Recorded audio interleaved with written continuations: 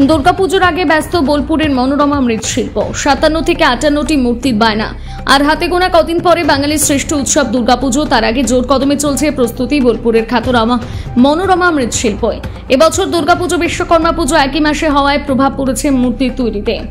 মনোরমা মৃৎশিল্পের কর্ণধার গোকুল নন্দ পাল জানিয়েছেন, বিশ্বকর্মা মূর্তি বেশি তৈরি করা সম্ভব হয়নি, কারণ বিশ্বকর্মা পুজো দুর্গাপুজো কাছাকাছি। তার ফলে সময় ও চাহিদার অভাবে বেশি মূর্তি তৈরি করা সম্ভব হয়নি। তবে দুর্গাপুজোর প্রস্তুতি নিয়ে তিনি আশাবাদী। এদিন তিনি আর কি জানিয়েছেন শোনাবো।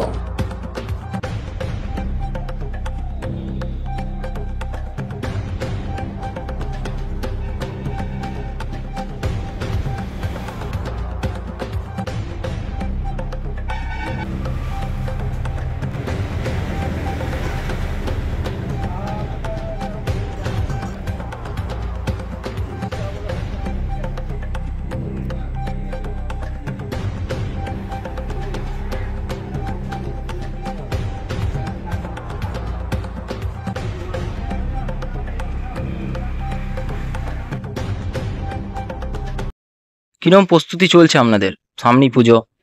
কাজের প্রস্তুতি কাজ তো এখন জোর কদমে, বুঝতে পারছো। হ্যাঁ, এখন প্রস্তুতি বলতে এইটাই, আর কদিন পরে পুজো। এবার তো বিশ্বকর্মা ইয়ে দুর্গা একসঙ্গে পড়ে গেছে মোটামুটি। বিশ্বকর্মা বেশি করতে পারলাম না, আর দুর্গার চাপ প্রচুর। এবারে কতগুলি ঠাকুরের বায়না এসছে?